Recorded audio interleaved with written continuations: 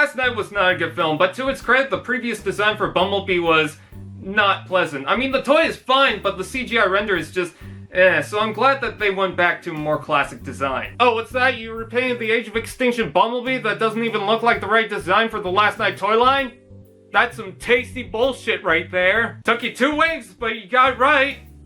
Crankcase, anyone? Do we need to introduce this guy? We all know who he is. It was surprising to see Bumblebee in the first wave receiving the repaint treatment with a wrong design. I guess it's true. It's all about the money. Only took them 2 waves later to bring us a proper Bumblebee. Now you have something to take on promotion bait. I mean Nemesis Prime. With his newly redesigned alt mode and proper sculpt, how is the toy? In alt mode, Bumblebee transforms into a 2017 Chevrolet Camaro concept. I just want to make a point. It's a hassle trying to tab things in. These back windows have to line up properly. There's tabs on the back windows that tab into the foot. The front window needs to sneak into some pegs. Just even when you try to get everything together, I'm sure something will go wrong. These sides with the wheels don't like to stay in place on one side. But is the result of the car worth it? Maybe if you look at it from far away. I don't mind the shift in color from molded to painted yellow, but the black deco that suddenly stops is a bit distracting. But the biggest offense is the panel lines that break up the front, leaking yellow plastic cracks. Complaints aside, there is something to admire with its overall design and what they were going for. The spoiler, hood, front, and back has this slick look that sneaks an aggressive tone that makes it more unique. Instead of 2 black stripes, he just has 1 large one. You do get a Chevy logo, blue headlights, but they're pretty hard to see, and oddly enough, paint on the back. You know what, it kinda looks like a kitty cat. Very angry one. Also, I love Camaros, so I'm clearly a biased YouTuber. Probably best you unsub right now. I'm exposing myself for you. Personally, I would like painted rims, but this is actually accurate to the film.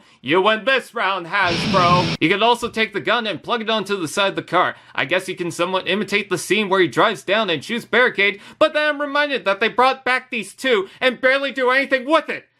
Too bad you can't store it anywhere else other than the sides. Or you could throw it away. Clear windows, which could be distracting with the kibble behind it, but there's really not much thanks to the fact that it's not pressed against it like a robot just exploded inside the vehicle. It's certainly not perfect, but I do have an appreciation for it. It's a little more aggressive and different compared to other Camaros. So if you like it and aren't too picky, this might be fine. Robot mode.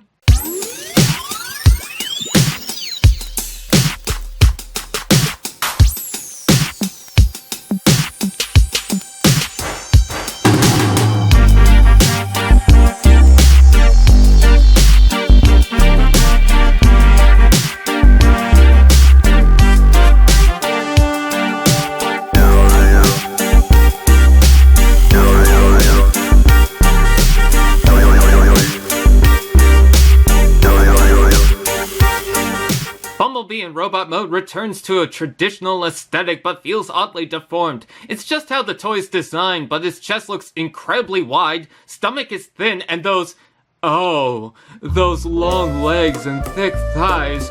My pants have shrunk in size.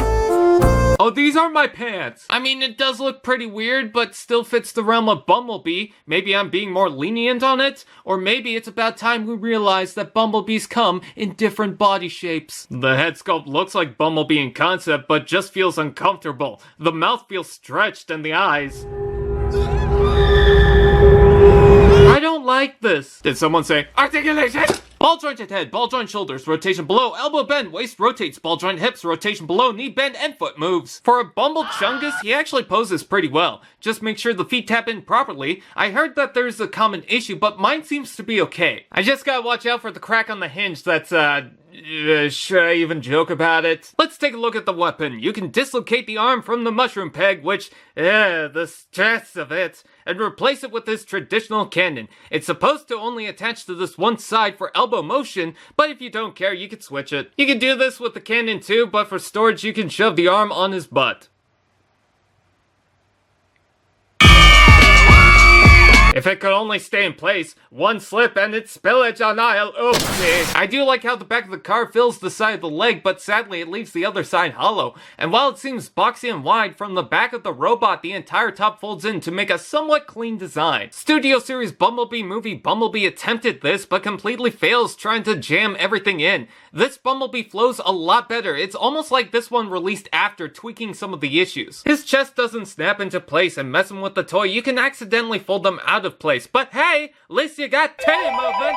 Bumblebee is not a complete disaster, but there's some clear problems with the mold. The alt mode has gaps that ruin the car, and the robot has a lumpy look to it. These are just a few nitpicks among a decent list, but if you can get behind all that, I'd say this mold might be something to look into. Not perfect, but out of the 3 molds released within a year of each other, this might be the best option. Now assert your dominance on the Nemesis Prime and save us from terrible films!